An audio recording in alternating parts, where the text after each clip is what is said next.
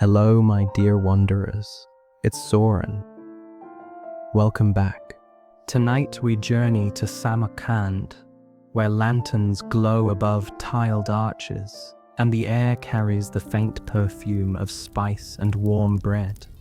Along the Silk Road, traders settle beneath awnings of fabric, their voices hushed as coins change hands in the quiet night.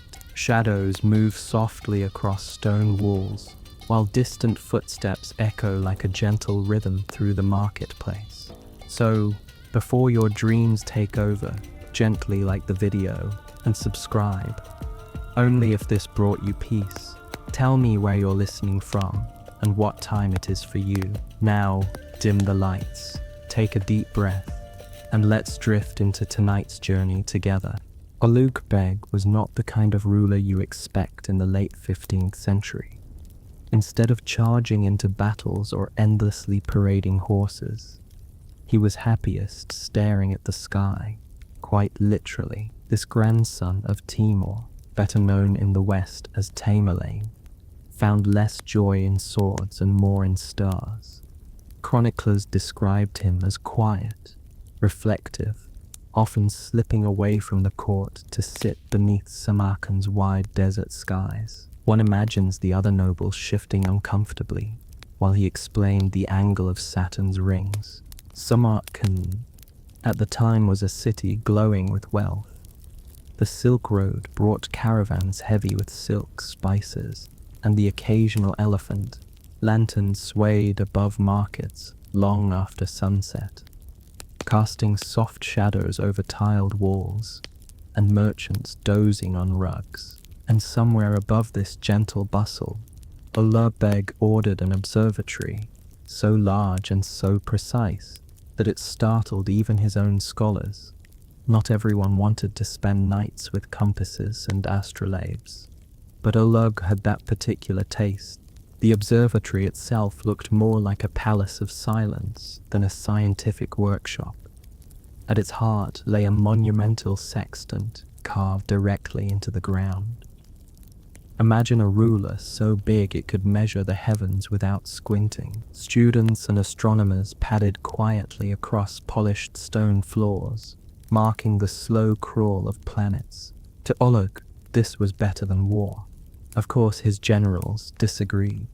They would have preferred more soldiers than more stars. But Ulugh held firm, even when his treasury leaned a little too far into scrolls and not enough into armor. His childhood prepared him for this sort of detachment. Born into the Timurid dynasty, he grew up in halls painted with stories of conquest he did not particularly care to repeat. Instead of training hawks, he collected manuscripts.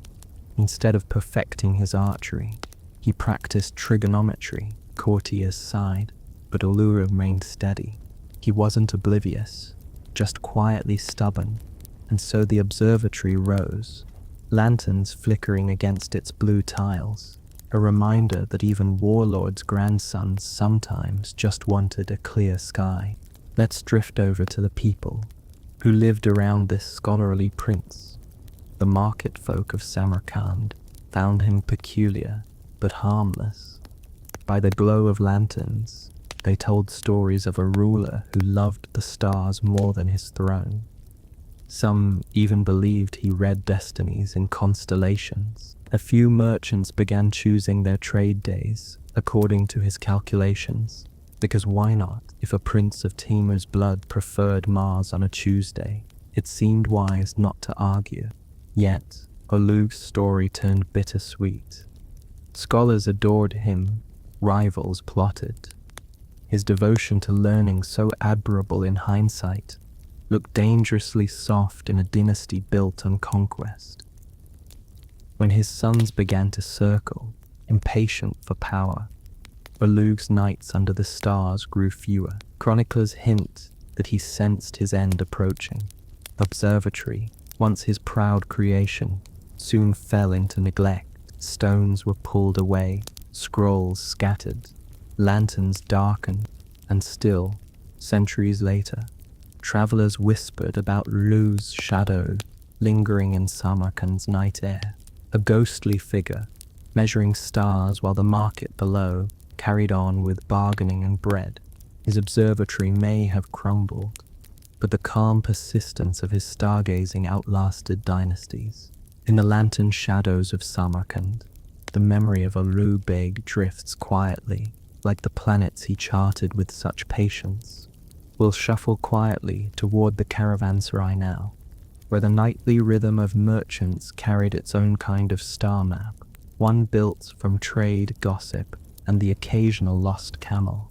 The caravanserai was a sort of medieval rest stop, though with fewer neon signs and considerably more donkeys, built by nobles who wanted both prestige and tax revenue. These square compounds stood like silent fortresses along the Silk Road. By evening, their wide courtyards filled with merchants leading camels, horses, and sometimes exotic creatures that looked very out of place in the steppe. Imagine trying to park an elephant between two carts of apricots. Not easy. Inside, lanterns hung in arched niches, casting yellow light over stone walls. The air carried a mix of spice, cinnamon, pepper, saffron, and the earthy smell of tired animals. Merchants settled on carpets, slowly unpacking their goods, while scribes hovered nearby, ready to record values and weights. Some of these scribes were hired by nobles who funded the caravanserai. After all, it was one thing to offer hospitality, but entirely another to let people slip through without paying customs. These noble patrons liked to remind everyone of their generosity.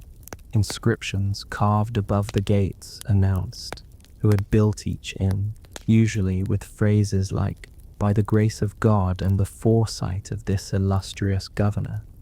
Travelers smiled politely, then focused on food because food was the real gift. Warm bread, steaming bowls of rice, perhaps a stew heavy with onions. It all tasted better after weeks on the road. From there, we meander to the quieter side of these inns. Not every merchant wanted noise and dice games. Some preferred soft talk under lantern glow, trading news of distant lands. A Persian dealer might describe unrest in Isfahan. A Chinese trader could mention a new silk dye. Even rumors once shared here floated down the Silk Road faster than any caravan. Nobles relied on this gossip as much as the merchants did. Information, after all, traveled best on tired tongues around midnight. And yet, behind all the lantern warmth, the caravanserai was also a place of calculation. Every coin counted, every debt noted. Noble families who funded these inns did not simply love hospitality. They loved revenue. The more comfortable the stock, the more merchants chose their route, and the heavier the taxes rolled in. In a quiet, sleepy way, the lantern-lit courtyards shaped entire trade networks. We can linger a moment, then wander to the timid princesses who retreated into gardens when the noise of markets became too much. Their stories, shaded by melancholy and jasmine, offer another lantern glow in Samarkand's long night. In the quieter corners of Samarkand, far from the bargaining cries of the bazaar, timid princesses passed their days in shaded gardens. These gardens were carefully designed, with water channels whispering between rows of roses and pomegranate trees. The fragrance was sweet, but the mood was often subdued. Royal daughters were surrounded by luxury, yes, but also by a strange loneliness. They were symbols of alliance more than individuals, their futures measured in marriages arranged across distant courts. Some princesses found small joys in poetry and calligraphy. Tutors guided their hands over delicate paper, teaching the flow of Persian verse.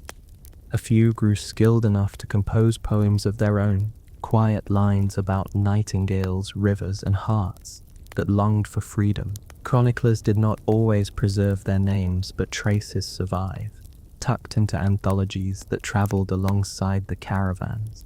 The gardens themselves became a stage for this gentle melancholy. Lanterns were strung from trees in the evenings, the light flickering across tiled pavilions.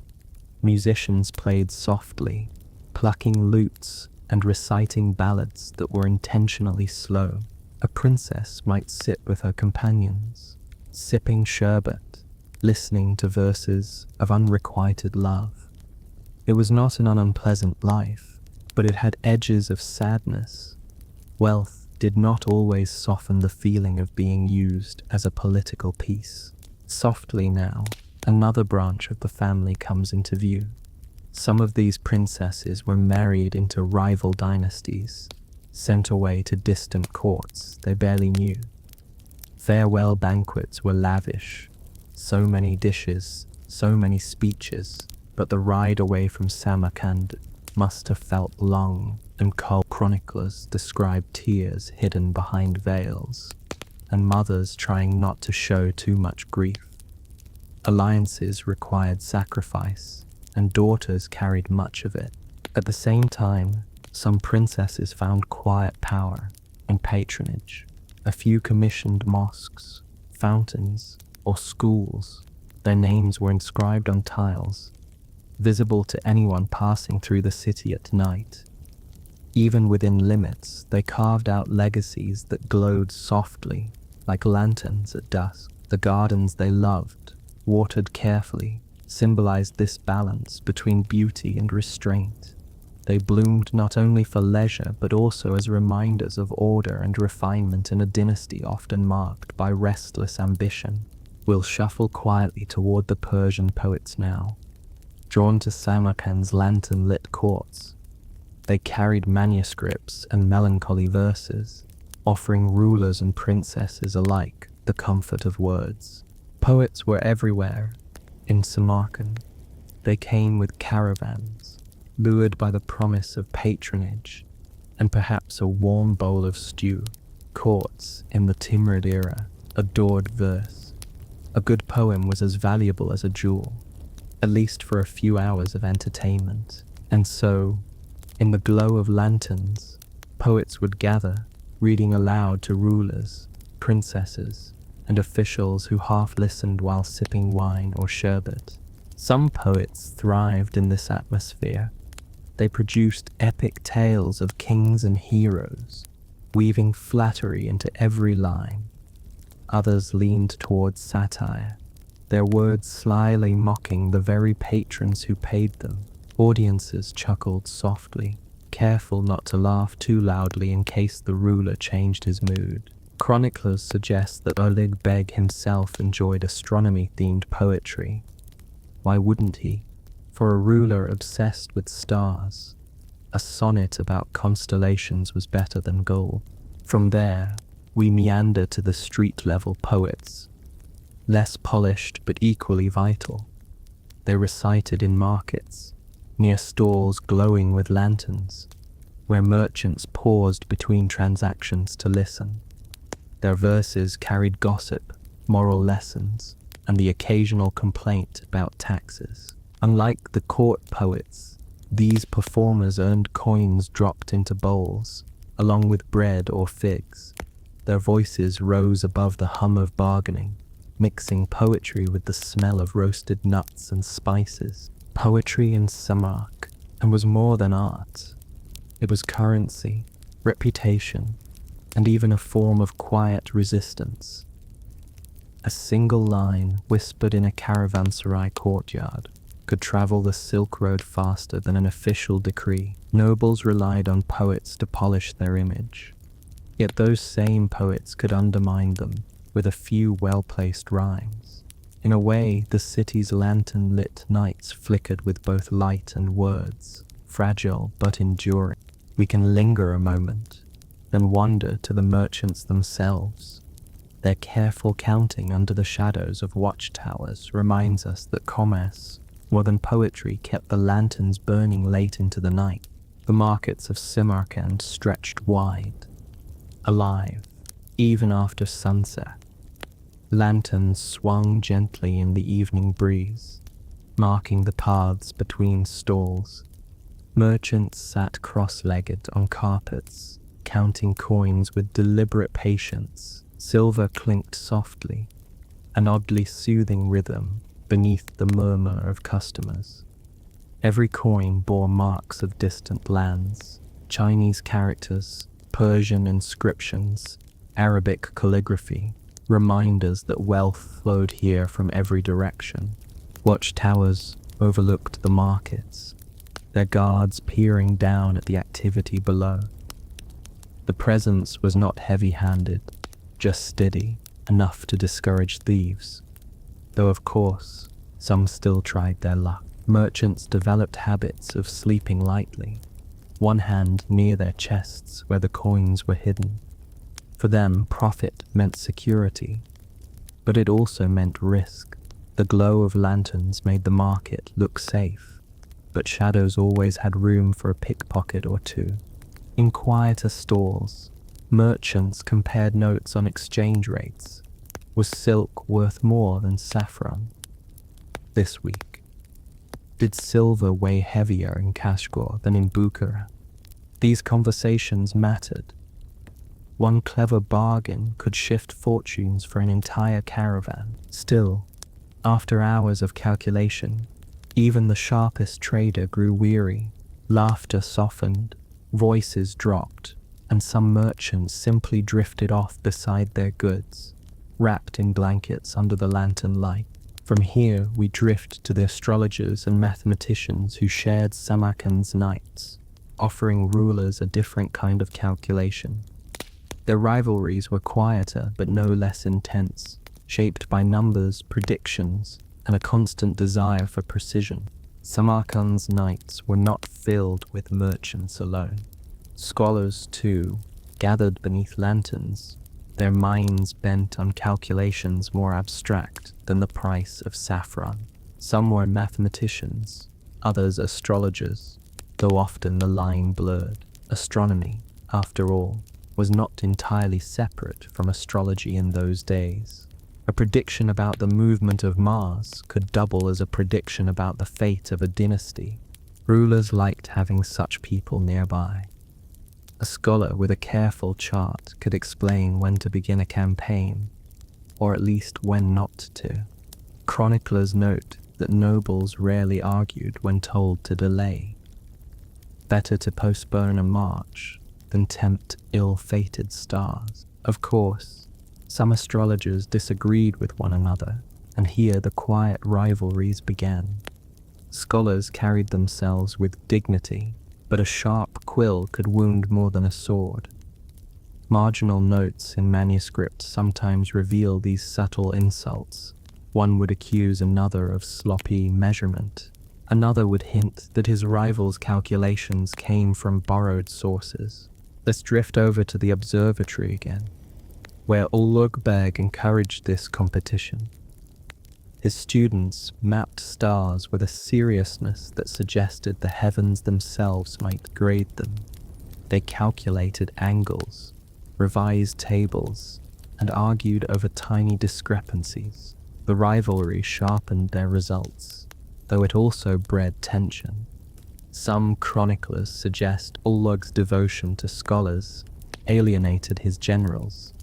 Imagine trying to discuss troop movements with a ruler who insisted on checking Jupiter's position first. Still, the atmosphere of study shaped Samarkand's identity. Lanterns lit the courtyards of schools, casting long shadows across bookshelves. Students murmured through the night, debating the works of Ptolemy or El-Khwarizmi. The hum of numbers blended with the hum of insects outside. To wander the city was to hear not only trade and poetry, but also mathematics drifting like a quiet chant. From there, we meander to royal banquets, where learning gave way to feasting, and lanterns illuminated tables heavy with food, most of which went untouched, though nobody dared complain. Royal banquets in summer, and were spectacles of abundance. Long tables stretched beneath canopies, lanterns swaying gently above. Dishes appeared one after another, carried by servants moving in practiced rhythm. stews rich with lamb, rice jeweled with dried fruits, flatbreads stacked in warm piles. There were dishes flavored with saffron, bowls of yogurt, thick as cream, trays of roasted quail. Guests praised each platter, though realistically, no one could possibly eat that much. The purpose was not nourishment, but display. Food meant power, to show that the dynasty could summon exotic ingredients from every corner of the Silk Road. Was more important than whether the quail grew cold on the platter. Chroniclers described mountains of sweets, sugar-dusted ornaments, pastries dripping with honey that lingered uneaten. Servants collected them quietly, carrying them away to be enjoyed later by those who had done all the carrying. Softly now, another detail from these evenings. Music threaded between courses, lutes and flutes echoing beneath the lantern light. Poets recited verses that praised the ruler's generosity, though often the lines blurred together after the third or fourth cup of wine. Guests nodded appreciatively, some drifting into drowsiness, others quietly calculating whether their stomachs could manage another round. Banquets were also stages for alliances. A guest seated closer to the ruler signaled favor.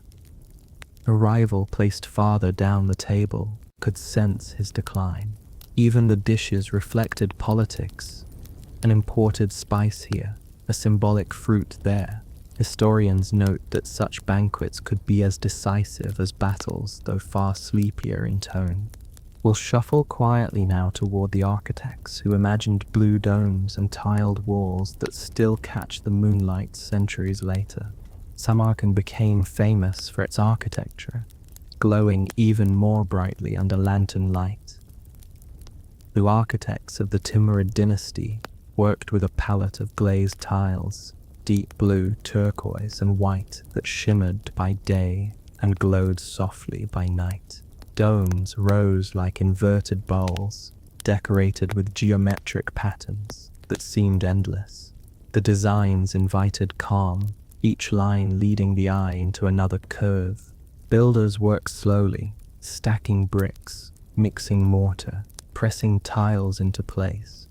Chroniclers mention rulers inspecting the progress with a mix of impatience and awe. For nobles, each building was both a spiritual offering and a political statement. A mosque or madrasa announced their devotion and their power. The lanterns hung from scaffolding during construction, casting long shadows across half-built arches. One imagines the workers pausing to stretch, gazing at the glowing city around them. From there, we meander to the finished monuments, where worshippers gathered after dark. The tiled walls reflected lantern light, shimmering like water. Inscriptions in flowing calligraphy reminded visitors of divine words, while the designs themselves whispered of mathematical precision.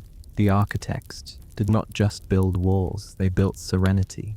Even centuries later, travelers described Samarkand as a city of dreamlike blue. And in the midst of these monuments, life carried on. Markets chattered, poets recited, princesses sighed in their gardens.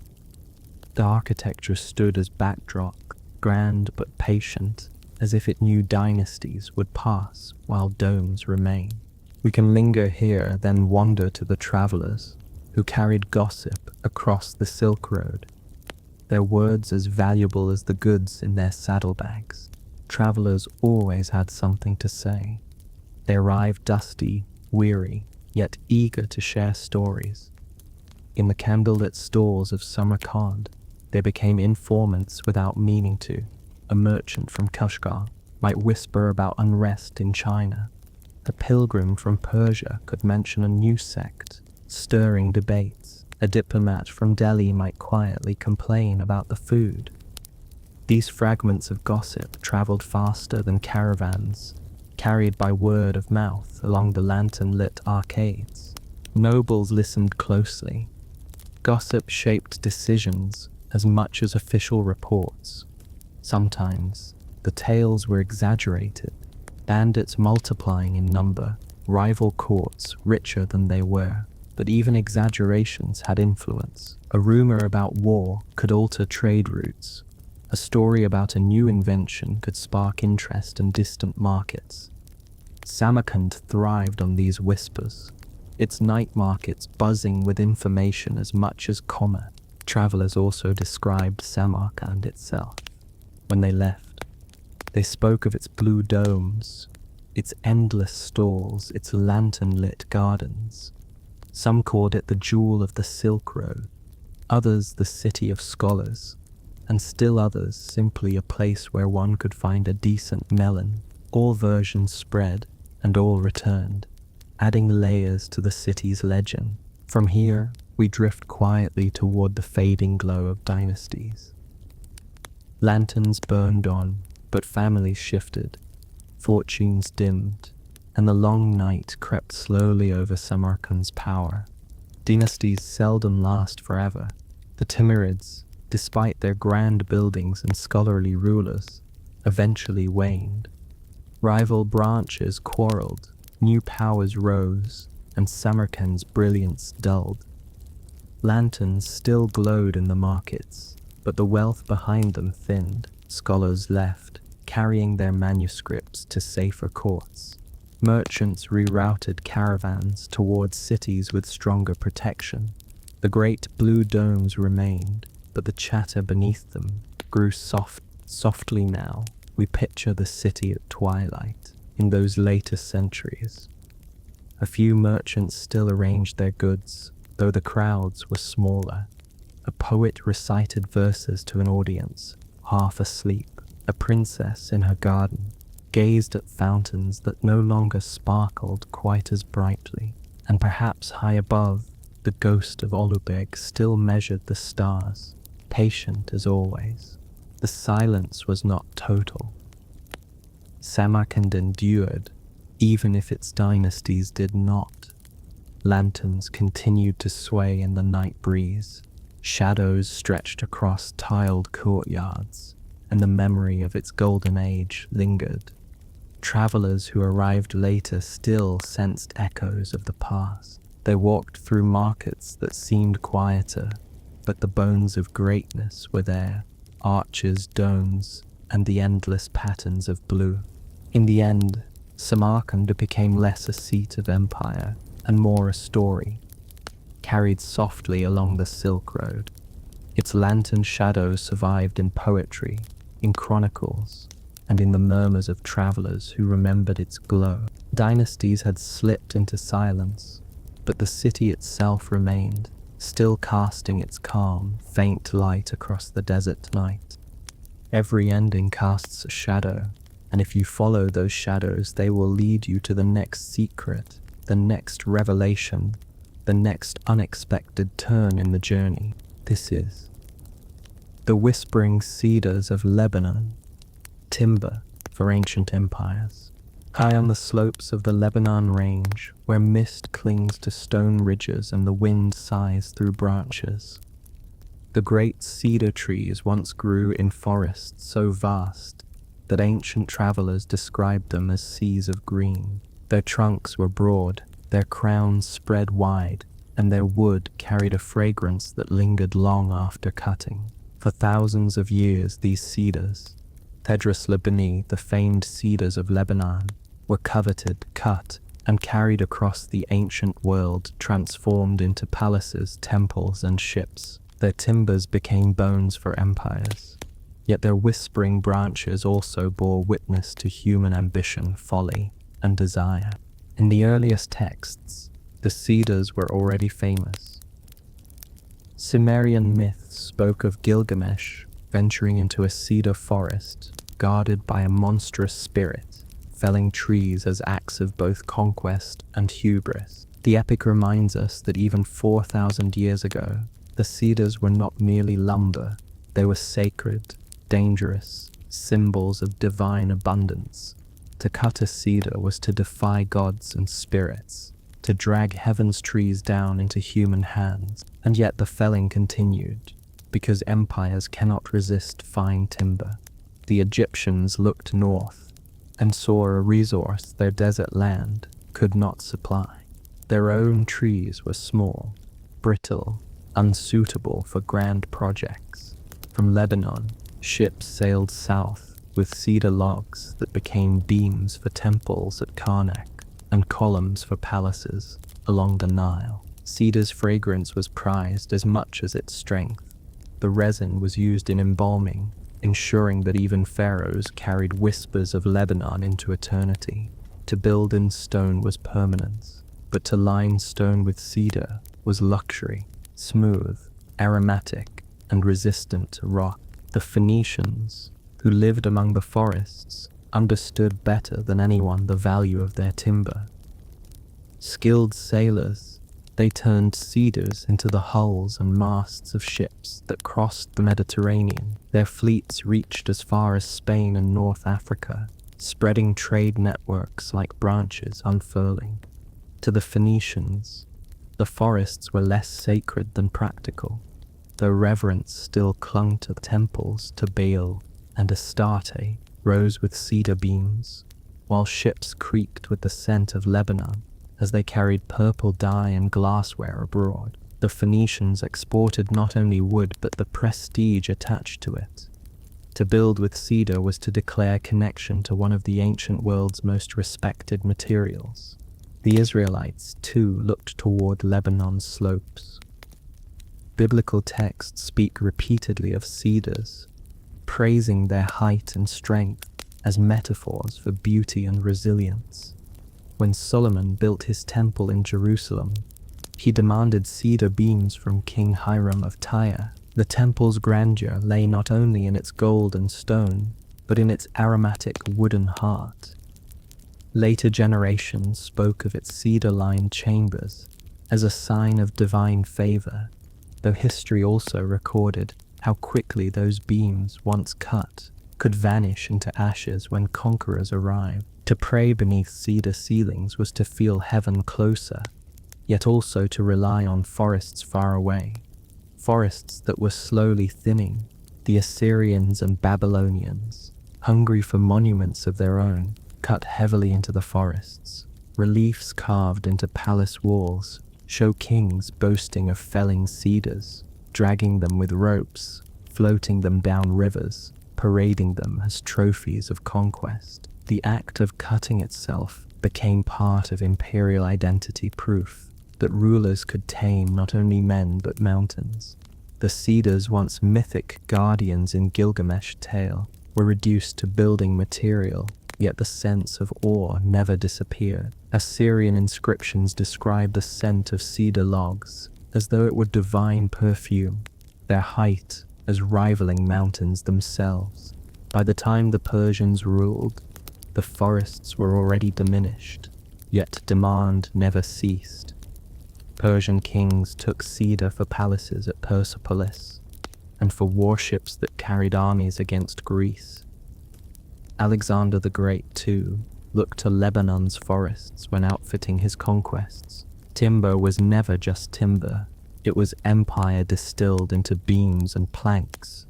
To hold cedar was to hold prestige, strength, and endurance. The trees, rooted high in misty mountains, ended up scattered across deserts and seas, their scent lingering in temples where the forests themselves could never grow. All the while, the forests whispered on. Wind slid through branches that had seen generations of empires rise and fall. Some trees lived for centuries, their rings marking not only years but eras, their shadows falling on woodcutters who came with axes, ropes, and ambition. Each cut trunk was a wound in a living archive, and yet still they grew, as if waiting to outlast the very kings who demanded them. The cedars were patient, empires were not, so the great timber of Lebanon carried worlds on its shoulders, ships, temples, palaces, coffins. Its fragrance mingled with incense. Its beams lifted ceilings skyward.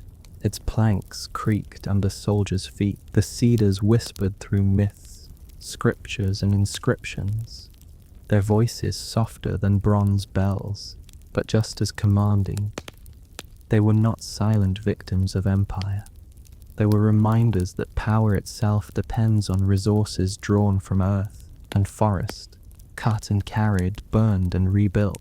And so the story of the Cedars begins, not with the silence of trees, but with the steady murmur of branches swaying in mountain winds, a whisper that told empires, come, take, build, boast.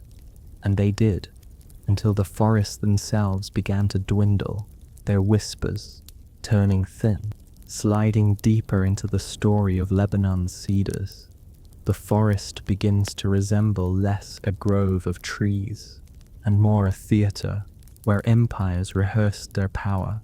Each trunk felled was not only timber but also spectacle. To cut a cedar was to declare control over nature itself, to stage a drama where human ambition triumphed over age-old giants rooted in mist. The axes rang, the saws rasped, the logs groaned, and audiences from scribes to subjects applauded the performance written into stone inscriptions and carved reliefs. The Assyrians were particularly fond of dramatizing their appetite for cedars. Their kings carved scenes into palace walls showing men hauling great trunks, sometimes lashed together in river flotillas, sometimes dragged laboriously across mountains. The cedar forests were not local resources to be casually exploited. They were distant treasures to be claimed, prizes that emphasized the reach of imperial arms. When the annals of Tiglath-Pileser bragged of cutting cedars from Mount Amanus, the point was not architectural necessity, but imperial geography. The king had touched the very limits of his known world and dragged part of it back home. These accounts always praised the grandeur of the trees. Kings likened themselves to gods when describing how their axes struck trunks, said to rival mountains. The scent of resin and the gleam of polished grain were written about almost poetically, as though timber itself were royal tribute. For all their boasting, the kings knew that cedar carried more than practical strength.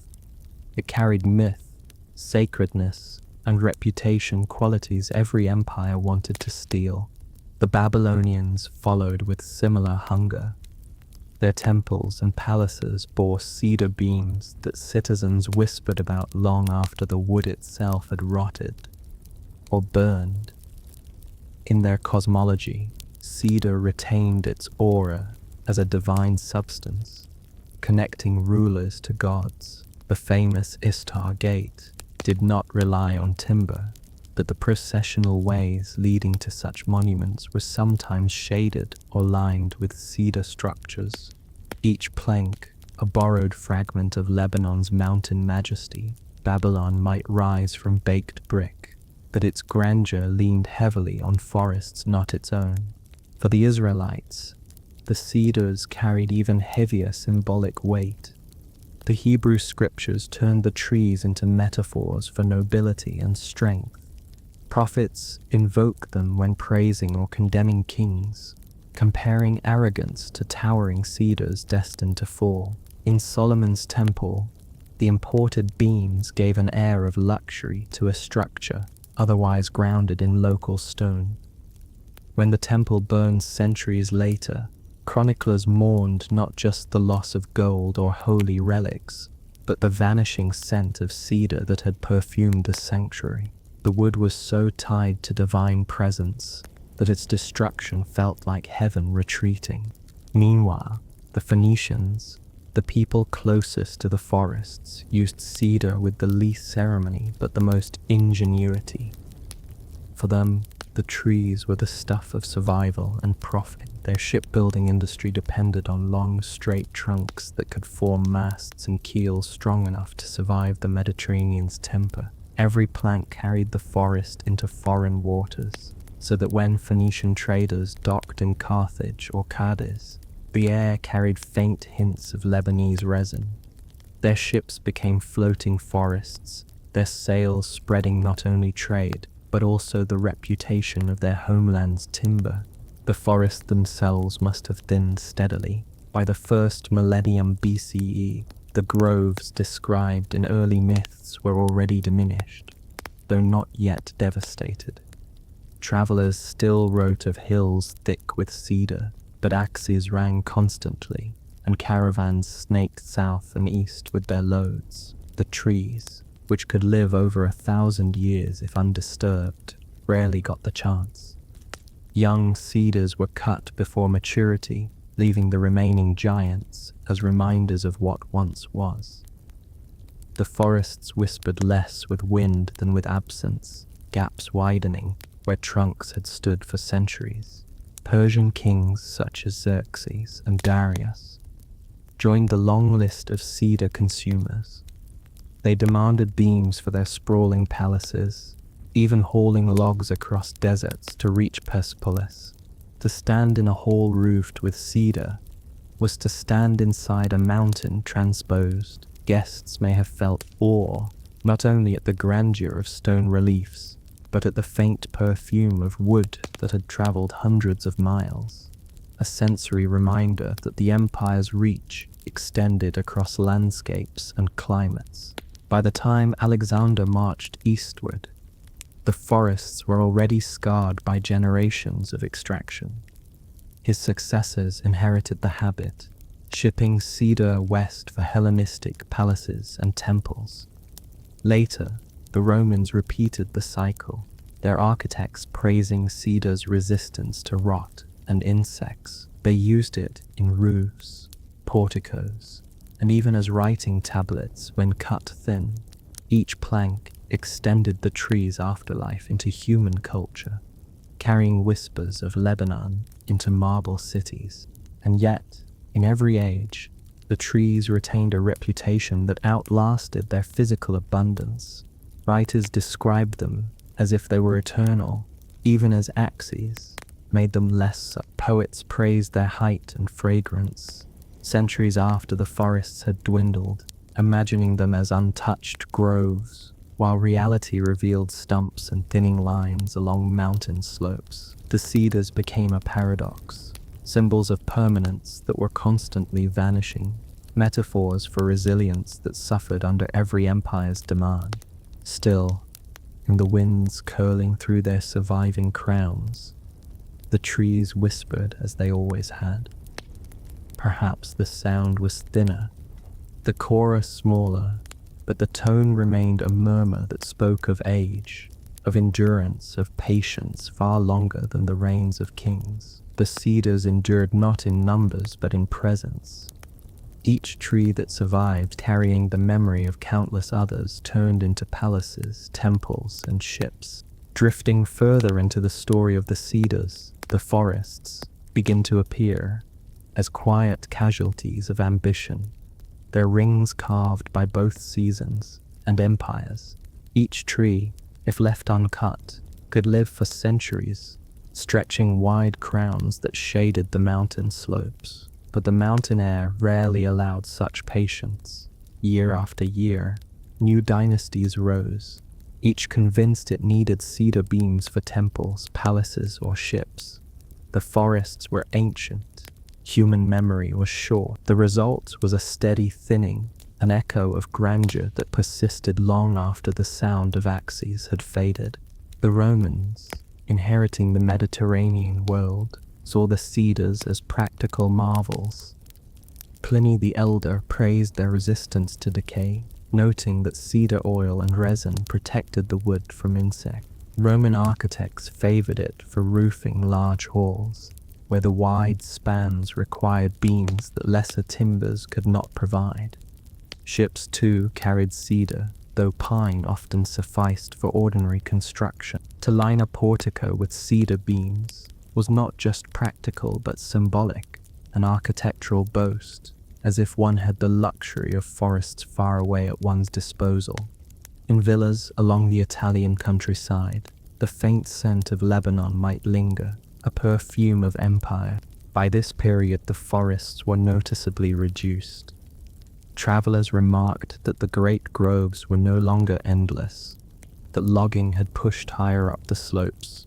The easiest trees to cut had long been taken, leaving only those rooted deep among rocks, harder to access. The Romans, efficient in their appetite, did not hesitate. Roads and sledges scarred the hillsides, dragging logs down toward coastal ports.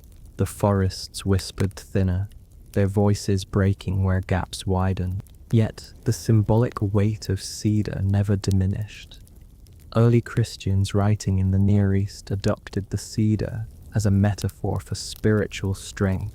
Its height represented faith, its fragrance purity, its endurance holiness. Hymns and homilies borrowed from older Hebrew poetry, praising the cedars of Lebanon as emblems of divine blessing.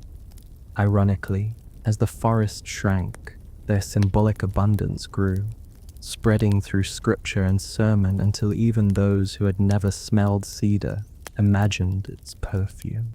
Islamic culture, too, absorbed the cedar's aura. Poets in the medieval Islamic world spoke of it as a tree of majesty, a marker of paradise on earth. The forests, though smaller, still supplied timber for mosques, palaces, and ships. Cedar's durability made it practical, but its long-standing association with divinity and royalty gave it added prestige. To incorporate cedar into architecture was to draw on a lineage of sacredness that stretched back millennia. Meanwhile, the mountains themselves bore the scars. Logging intensified in cycles, surges of demand for naval construction, lulls when wars or trade routes shifted, then renewed hunger when peace allowed building projects to resume. Locals adapted, planting where they could, though cedars were slow to mature and difficult to cultivate outside their natural range. Shepherds led goats through thinning groves, the animals nibbling saplings that might otherwise have replaced the giants. The forests struggled to replenish themselves, their silence deeper than their whisper. The Crusades brought another chapter of appetite. European armies marching eastward encountered the cedars and quickly recognized their value. Beams were cut for fortresses and churches, shipped toward coastal strongholds, their scent mingling with incense in newly built chapels. Chroniclers described the forests as treasures of the Levant, part of the spoils of holy war. To wield cedar was to carry both prestige and practicality, a fusion of the sacred and the martial. By the late medieval period, the forests had been reduced to fragments of their former expanse. Pilgrims traveling the Holy Land often remarked with disappointment that the famed cedars of Lebanon were fewer than expected. Still, the remaining groves inspired awe. Travelers described them as survivors of antiquity, living relics that had witnessed Solomon's temple, Assyrian armies, and Phoenician shipwrights. The trees themselves were treated like monuments, their bark carved with graffiti by pilgrims who wanted their names tied to antiquity. The forests, once cut for palaces, became curiosities to be visited, almost museums of their own survival, and yet even diminished. The cedars whispered. The wind, through their branches, carried not only the scent of resin, but also echoes of memory.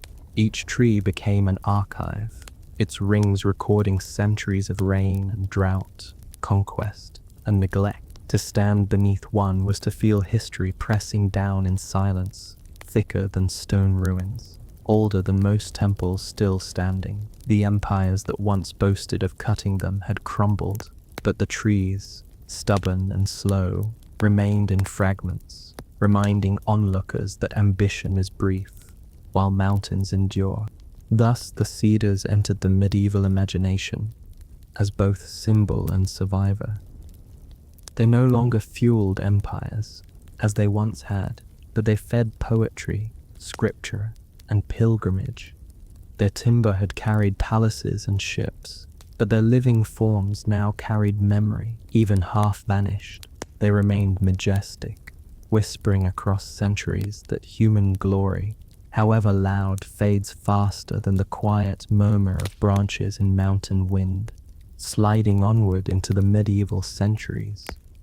The cedars of Lebanon appear less as raw timber for empire and more as relics, living monuments whose scarcity gave them new layers of reverence. By the time Crusader armies arrived in the Levant, the once vast forests had already thinned, their trunks cut for centuries to satisfy Egypt, Mesopotamia, Persia, and Rome. What remained were pockets of trees standing like survivors of an older age, their crowns broad against the mountain sky, their presence carrying weight far beyond their numbers. European crusaders, accustomed to the forests of oak and beech at home, marveled at the cedars.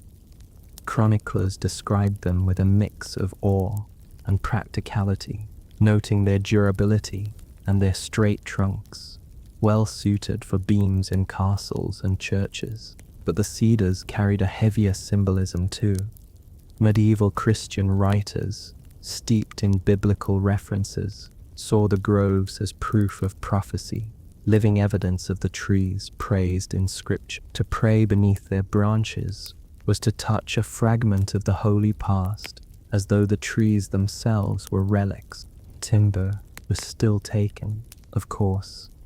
Crusader fortresses on the coast and churches inland relied on local resources, and cedar beams appeared wherever prestige was sought. Yet the cutting was no longer on the scale of empire-wide consumption. The forests, already diminished, could not sustain it, and European powers were more focused on holding territory than exporting timber. In this era, the cedar's symbolic weight eclipsed their practical use. They became emblems of continuity, reminders of biblical grandeur, touched as much by pilgrims as by swords. Islamic dynasties in the region also honored the cedars, drawing on their fragrance and durability for mosques and palaces. Poets of the Abbasid and later Ottoman courts praised the trees as metaphors for majesty, their height likened to the loftiness of rulers, their endurance to divine permanence. The forests continued to supply beams for construction, though always with more caution as scarcity grew. To possess cedar was still a mark of status, but to visit the trees themselves became an act of reverence, an encounter with nature's scripture. Pilgrims from both east and west carved their names into the bark of surviving giants, leaving marks of vanity on trunks that had stood for centuries. Some trees carried dozens of inscriptions, graffiti from generations, who wanted to tether themselves to antiquity. The irony was sharp. The very act of treating the trees as sacred monuments scarred them further. Yet their endurance fed the belief that they were more than trees, that they were witnesses. They had stood through Babylon, Persia, Rome, Byzantium, and Islam, and so they seemed eternal, even as their numbers dwindled. By the Renaissance, European travelers who reached the Levant spoke of disappointment mixed with awe. The famed cedars of Lebanon, they wrote, were not endless forests but scattered groves high in the mountains, often difficult to reach. Still, the sight of a single ancient cedar could provoke admiration. Artists and pilgrims sketched them, layering imagination over reality, turning small groves into symbols of timeless grandeur. The fewer the trees became, the larger they loomed in memory. Local traditions preserved their reverence too.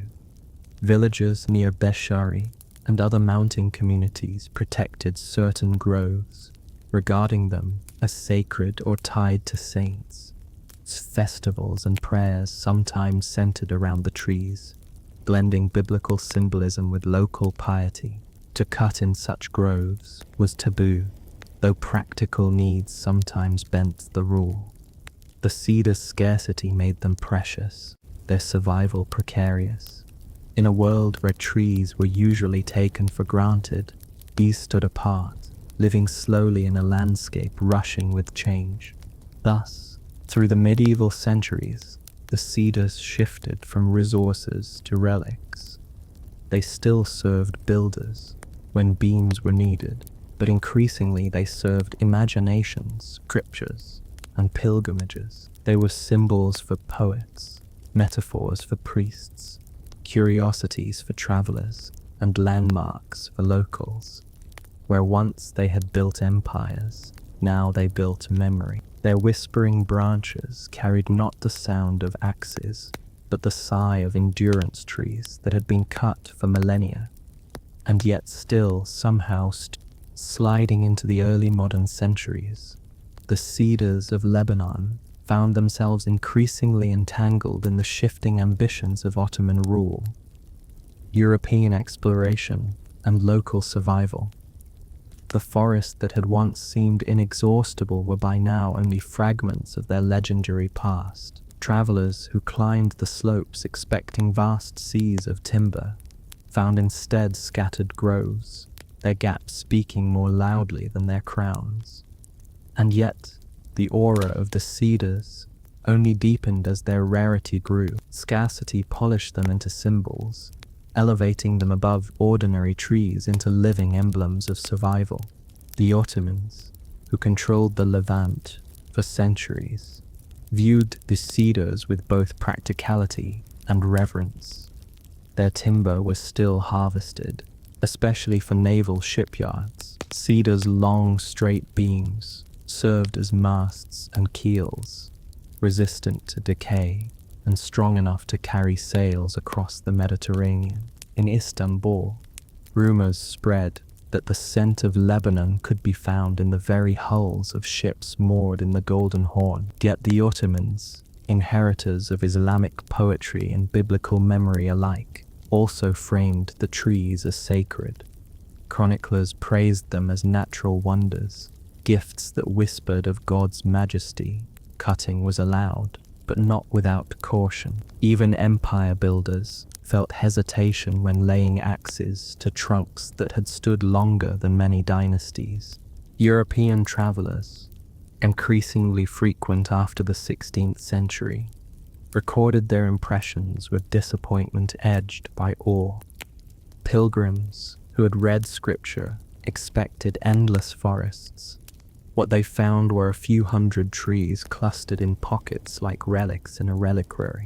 Still, they lingered in admiration, sketching, measuring, and carving initials into bark as though to bind themselves to biblical time. The gap between expectation and reality only heightened the cedars' symbolic power. They were no longer timber for temples. They were proof of time's passage, witnesses that stretched from Gilgamesh to the Gospel to the Quran. Local communities preserved their own rituals around the trees. Villagers in the northern slopes near Bushuri and the Kadisha Valley treated some groves as holy, guarded against indiscriminate felling. Certain clusters became associated with saints or monasteries, where monks prayed under their canopies, weaving Christian devotion into the already dense fabric of symbolism. A cedar grove might be seen not merely as forest, but as cathedral, its columns natural, its ceiling branches spread against the sky. In such spaces, to hear the wind was to hear liturgy, a whisper older than human tongues. The trees themselves bore marks of both reverence and abuse. Graffiti carved into bark scarred their surfaces with names of travelers who wanted immortality. By association, pilgrims chipped away fragments of wood as souvenirs, small thefts repeated endlessly. Yet despite the wounds, the cedars persisted, stubbornly rooted in thin mountain soil, their crowns flattened by centuries of snow and wind, their branches twisting like old hands against the horizon. They were survivors, and survival became their identity. By the 17th and 18th centuries, European naturalists began to describe the cedars with scientific attention. They measured their girth, counted their rings, catalogued their declining numbers with alarm. Some estimated that only a few hundred ancient specimens remain. These reports carried a strange mixture of mourning and admiration, as though the trees had slipped from abundance into legend within living memory. Travelers compared standing among them to walking in the ruins of a temple, grand, solemn, diminished, but unforgettable. And still, demand continued. Timber was cut for local needs, beams for houses, planks for furniture. Even as poets and priests praised the cedars as sacred, axes bit into trunks with pragmatic persistence. The contradiction was never resolved. Admiration and destruction walked hand in hand. Perhaps that was always the cedar's fate, to be too useful, too beautiful, too resonant to be left alone.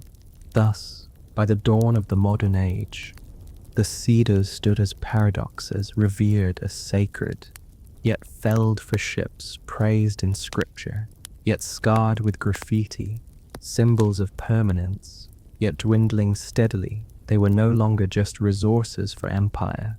They were survivors that testified, silently, to centuries of human hunger. And through it all, their branches still whispered in the mountain wind, telling anyone who cared to listen that time was longer than ambition and survival quieter but deeper than conquest.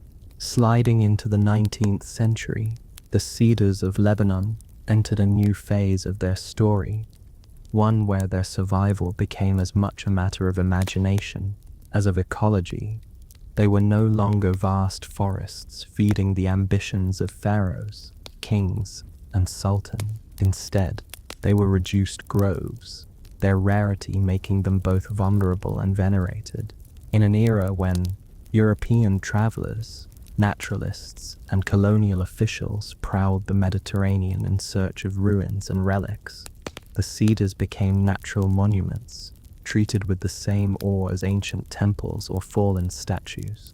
Travel writers arriving from Britain, France, and Germany often included long passages describing their pilgrimage to see the fabled trees. They wrote with disappointment at their number, dozens, not thousands, but with a reverence for their presence. Some spoke of 12 patriarchs, ancient cedars believed to be thousands of years old, standing like elders in a diminished congregation. These were measured, sketched, and even painted, their flattened crowns and gnarled trunks turned into symbols of antiquity. To stand beneath them was to stand in the shadow of scripture, as though the wind in their branches carried the voices of prophets. Naturalists brought a colder eye, noting with alarm the trees' declining regeneration. They observed that grazing goats ate saplings before they could mature, that logging continued even in groves considered sacred, that climate pressures thinned younger growth. Reports circulated in Europe describing the cedars as a species on the verge of extinction. The irony was not lost. The very trees that had built the grandeur of empires were now so rare that their absence itself became part of their legend. The Ottomans, under whose rule the forest still lay, occasionally issued decrees to protect them. Some groves were declared off-limits to cutting, their timber reserved for imperial projects. Yet enforcement was weak, and local communities pressed by poverty often ignored distant orders. A fallen cedar beam could build a roof or feed a fire, necessities that outweighed poetry. The trees whispered reverence, but human hunger replied with axes. Missionaries and pilgrims, visiting the Middle East, added their own layers of meaning to European Christians. The cedars were relics, not of empire but of scripture. They carried branches home as souvenirs, pressed needles into Bibles, wrote letters describing their fragrance. Their scarcity only heightened their symbolic power. A grove of a few dozen trees became, in their telling, a living bridge between ancient Israel and the modern age. The cedar was transformed from timber into testimony, proof that the sacred past still rustled faintly in the present. Local legends continued to circle around the trees.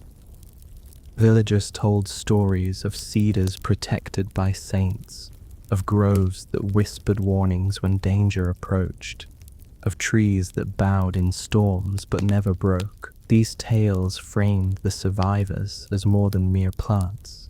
They were guardians of the mountains, silent monks rooted in rocky soil.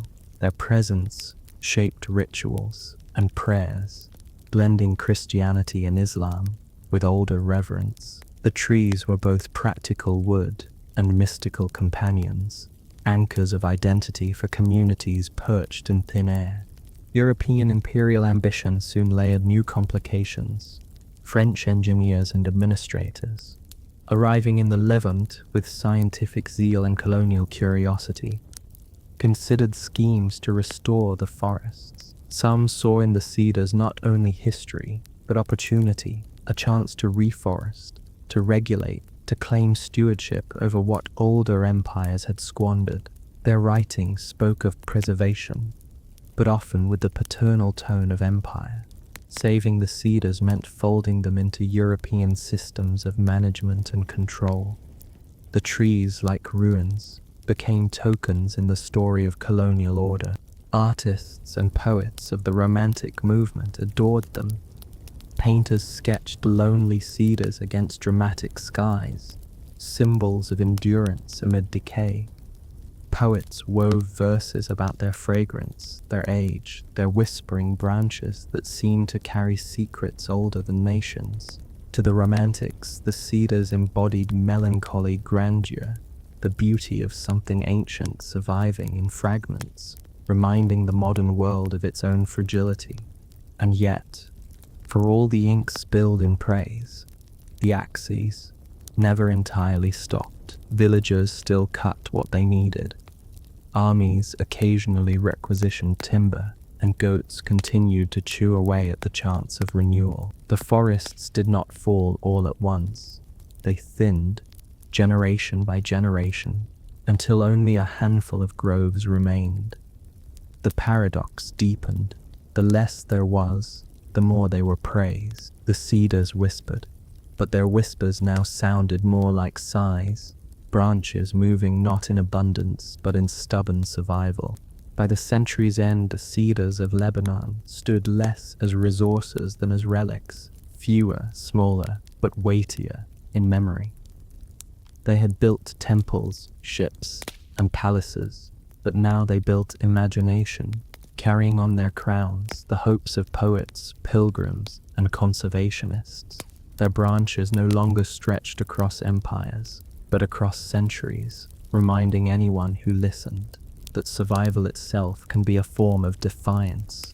Sliding into the late 19th and early 20th centuries, the cedars of Lebanon stood at a fragile crossroads. They had survived millennia of empires cutting, hauling, and burning them into ships, palaces, and temples. Yet they now faced the quieter but no less dangerous pressure of modernity. Industrial tools cut faster, colonial ambitions reached deeper, and local communities still depended on wood for survival. The trees had become symbols of antiquity, but symbols alone do not stop axes. European travelers continued to make pilgrimages to the groves, writing increasingly dramatic accounts of their dwindling numbers. Poets described them as last patriarchs, survivors standing in mournful dignity. Artists painted them as solitary figures against snowy mountains, their broad crowns flattened by centuries of storms. The fewer the trees became, the more they were wrapped in romantic imagery. Scarcity gave them a melancholic majesty, turning every surviving grove into a stage for nostalgia. Colonial officials and missionaries layered their own ambitions onto the cedars. French administrators, with their zeal for order, began floating plans for replanting projects. Some saw the cedars as natural heritage worth preserving, others as resources to be managed. Missionaries, meanwhile, encouraged planting seedlings near schools and churches, framing them as both biblical relics and hopeful symbols for the future. To plant a cedar in that era was to declare continuity, to claim a stake in a story that stretched from Gilgamesh to scripture to empire. The trees themselves remained stubbornly indifferent. They grew slowly, sometimes barely a hand's breadth of height in a decade, their survival precarious in thin mountain soil. Grazing goats continued to eat saplings, undoing human attempts at restoration as quickly as they were begun. Snowstorms bent branches, lightning split trunks. Yet the oldest trees endured, scarred but alive. Their patience made human effort seem hasty, even foolish. Where men measured decades, the cedars measured centuries, whispering in wind as though amused by human urgency. Local villagers carried their own complicated relationship with the trees. On the one hand, the cedars were sacred, tied to saints, scripture, and local pride. On the other, they were useful.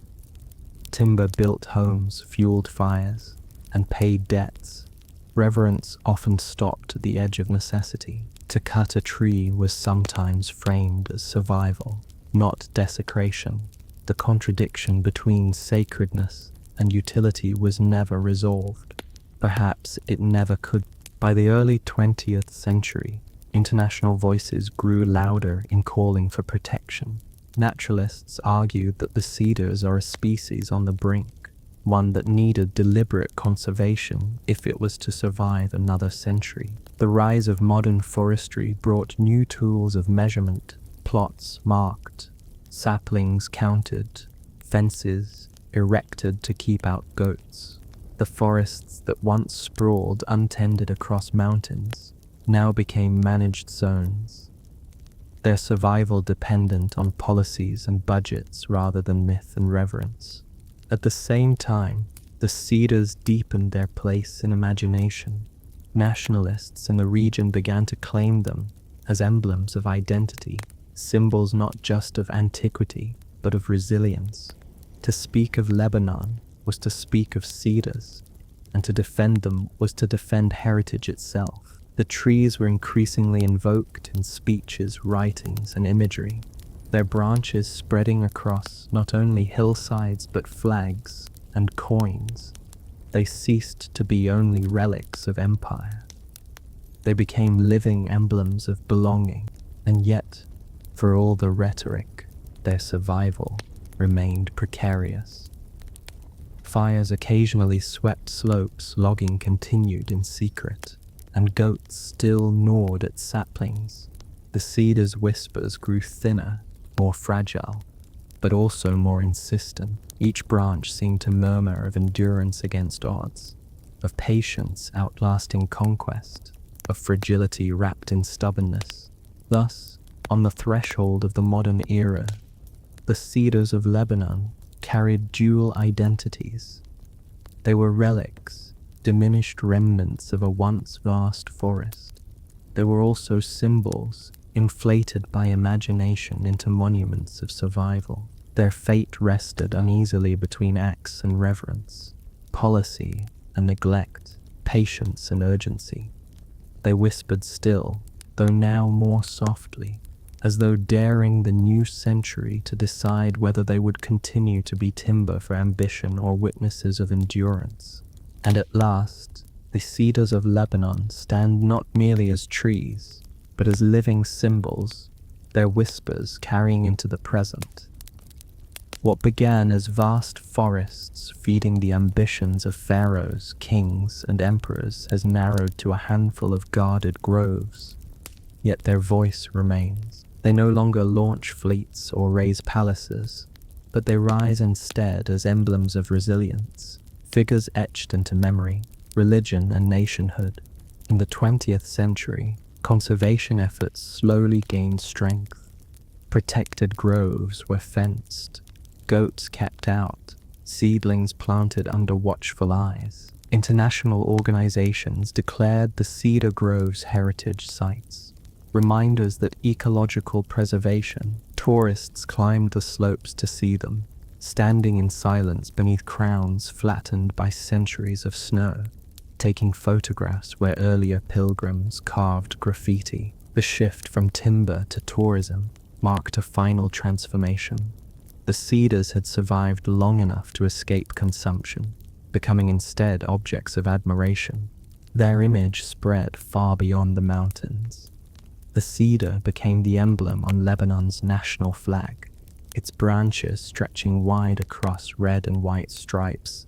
To citizens, it symbolized endurance through turmoil, rootedness amid upheaval. Wars scarred the land, politics fractured society, but the cedar remained, whispered in speeches and woven into songs. The tree that had once been dragged away to Egypt and Babylon now stood as a claim of permanence on its own soil. Yet the reality beneath the symbolism remained fragile. Climate change, pests, and deforestation continued to threaten the surviving groves. Each winter storm broke branches. Each summer drought stressed roots. Conservationists counted saplings anxiously, measuring survival in increments too slow for impatient human timelines. The cedars, as always, moved at their own pace, growing slowly, whispering patiently, indifferent to calendars. Still, their story endured. Poets in Beirut wrote of them as witnesses to both antiquity and modern struggle. Pilgrims and tourists alike spoke of awe in standing beneath them, as if the wind through branches carried not only air, but memory.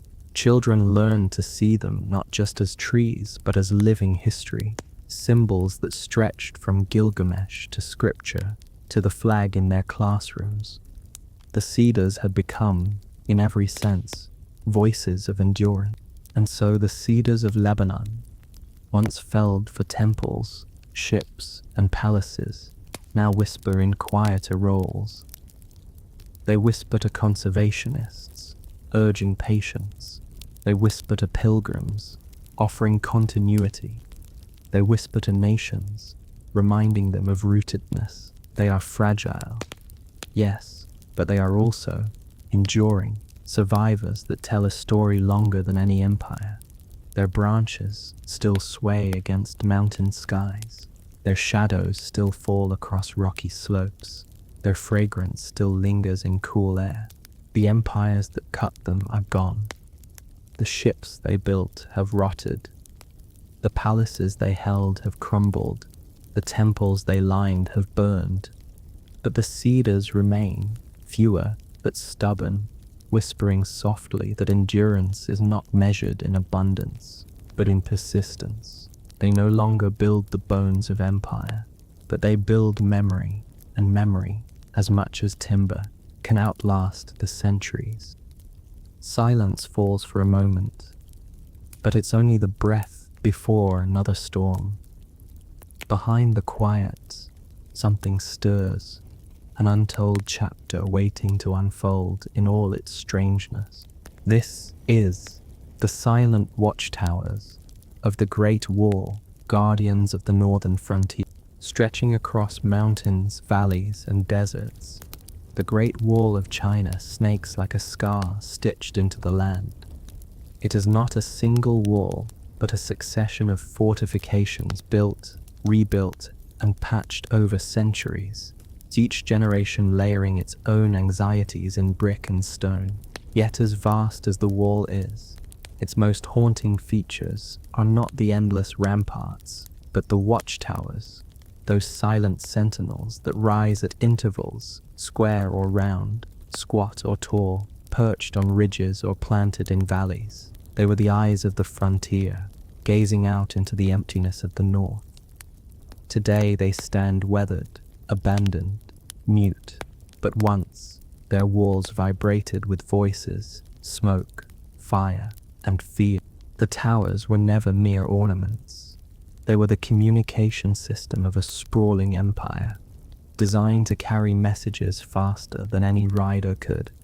Smoke signals by day, fire by night, simple codes flickering from tower to tower, relaying warnings across hundreds of miles.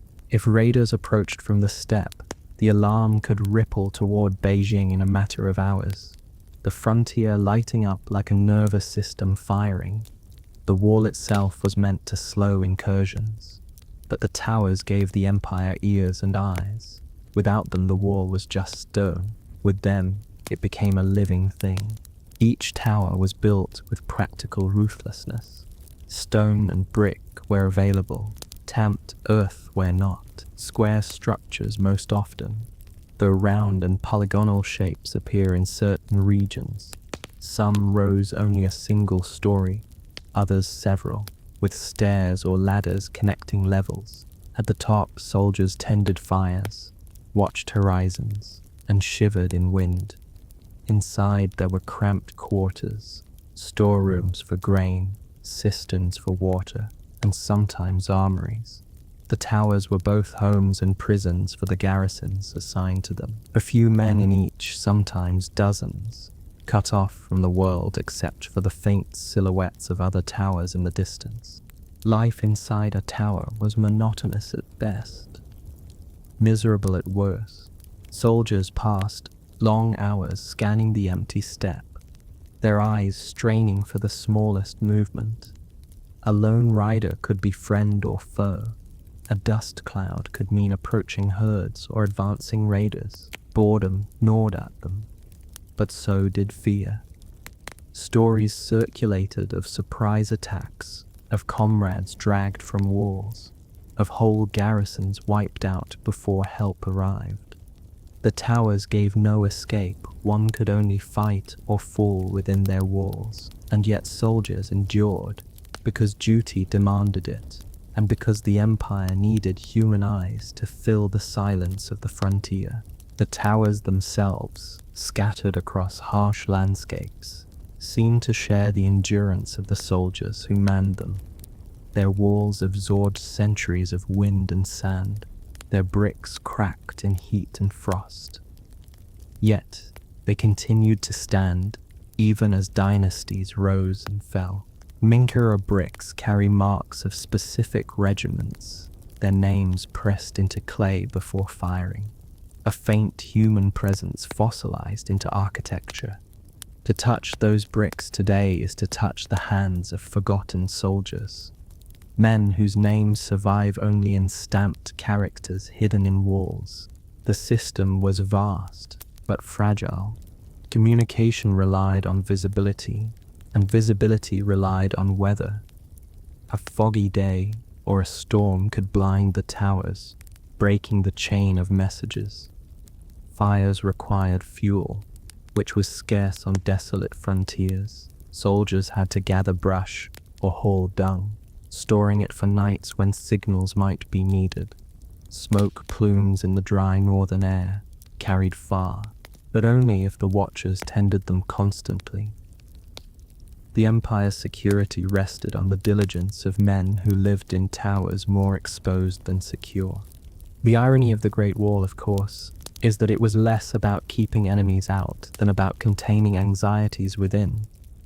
The watchtowers reflected this perfectly. They were symbols of vigilance, projecting strength.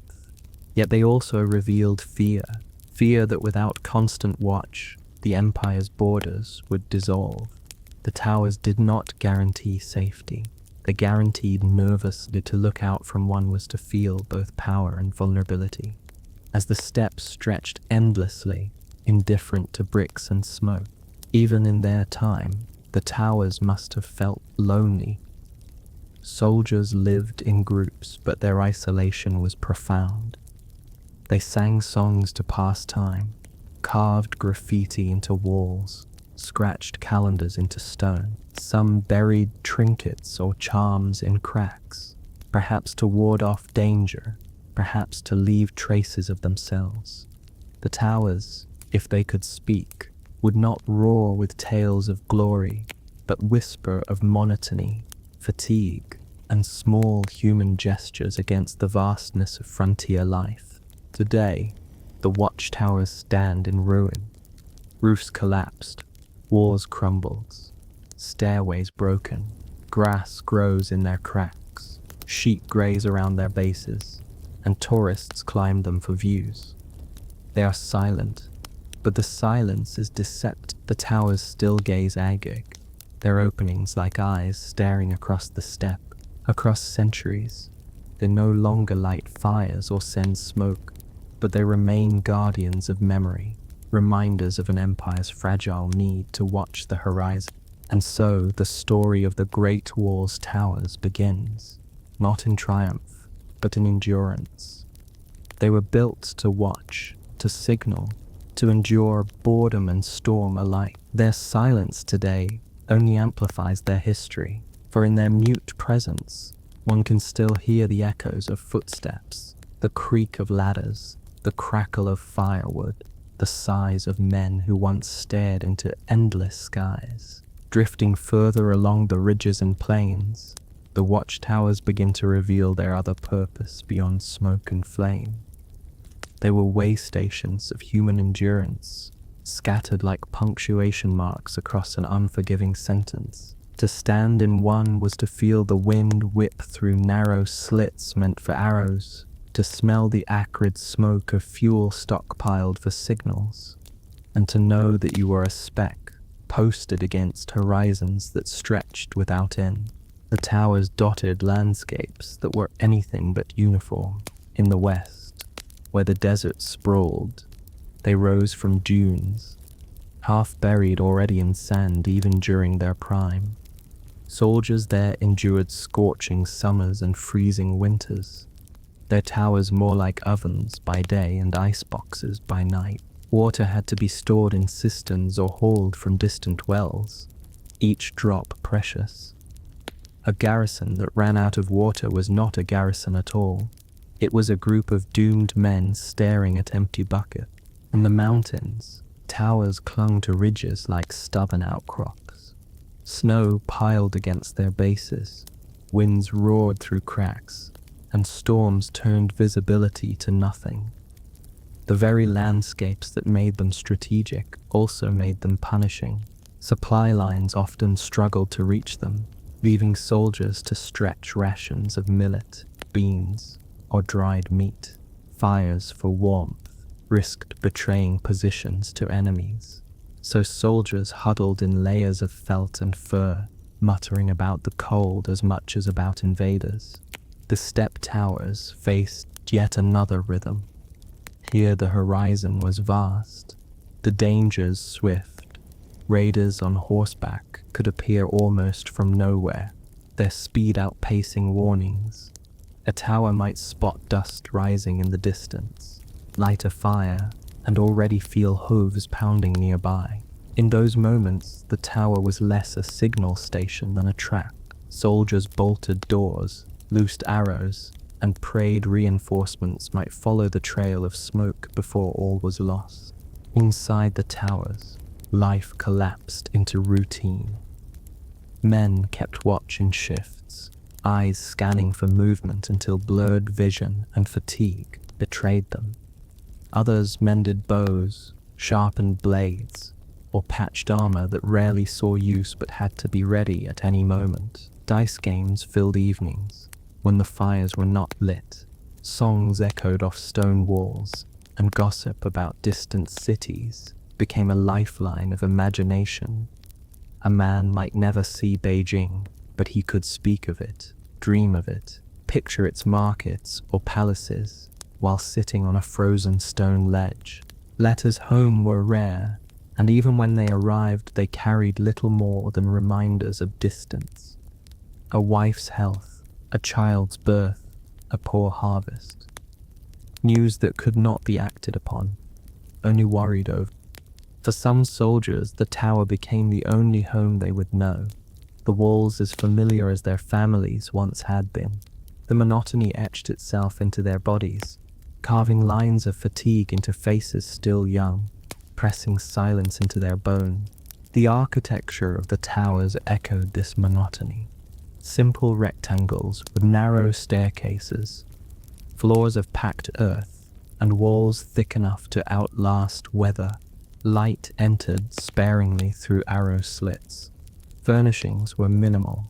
Straw mats, wooden stools, perhaps a low table. Smoke from cooking fires clung to the ceilings. staining stone with soot. The towers were not built for comfort. They were built to endure as stubbornly as the soldiers within them. Yet, for all their plainness, the towers were linked to a grand system. Each was part of a chain stretching hundreds of miles. Each garrison connected not by roads but by sight lines. Soldiers might feel isolated, but when they lit a beacon, they joined a chorus of towers, their signal leaping from ridge to ridge, desert to desert, like a pulse of light across the frontier. In those moments, the monotony cracked open into urgency, and the tower remembered its purpose: to make an empire aware of danger before danger swallowed it whole. The towers also served as subtle instruments of psychological warfare. To enemies approaching from the north, their sight alone was a warning. Row after row of towers, standing in grim repetition, projected vigilance. Whether manned or not, whether stocked or empty, they gave the impression of a watchful empire, one whose eyes never closed. The silence of the towers was itself a message, a reminder that someone might be watching, even if no smoke rose that day. Time, however, was cruel. Even during their use, towers fell into disrepair. Bricks crumbled, roofs collapsed, and garrisons rotated away, leaving structures abandoned. Some were rebuilt, others left as ruins, half-functioning eyes in a chain that required perfection to work. A single gap in the line could slow messages fatally, reminding everyone that the system was vast, but fragile. And so the towers endured, not as fortresses of glory, but as places of weary duty. They were guardians, yes, but also prisons of monotony, homes of longing, and graves of forgotten men. Their silence today mirrors their silence. Then they did not roar with life, but whispered with watchfulness, waiting always for something that might or might not come, sliding deeper into the lives tied to these silent towers. It becomes clear that they were not only frontier posts, but also symbols of an empire's uneasy balance between vigilance and exhaustion. To man a tower was to live in a place where the line between monotony and terror was razor. A soldier might spend months staring into nothing, only to have one night of chaos undo his routine forever. The towers themselves were not uniform. Along the Ming frontier, for example, some rose 3 or 4 stories, their thick brick walls able to resist both weather and siege. In other regions, especially where stone was scarce, they were rougher, made of tamped earth that eroded easily, requiring constant repairs. Their silhouettes punctuated the wall at intervals, visible enough to carry signals but close enough that no section of the frontier stood alone. To see another tower in the distance was to feel both connection and burden. The knowledge that your fire would trigger theirs, that your vigilance was part of a long, fragile chain. The system of signals was simple in concept, yet its effectiveness depended on discipline. A single column of smoke might mean raiders spotted. 2 might indicate a larger force. 3 might signal invasion. At night, torches or beacons replaced smoke, their flames trembling against the wind. To keep this system alive, towers had to be stocked with fuel wood, brush, dung, sometimes even reeds hauled from faraway wetlands. Soldiers became as much collectors as watchers, scouring the land for anything that would burn. The irony was sharp. To guard against raids, men had to strip their own surroundings bare, leaving little for warmth. Communication could be breathtakingly fast. A warning raised on one end of the wall might travel hundreds of miles in a single day, carried from tower to tower, each beacon answering the last. The Empire relied on this nervous system to respond quickly, shifting troops before raiders could vanish into the steppe. Yet it also revealed constantiety.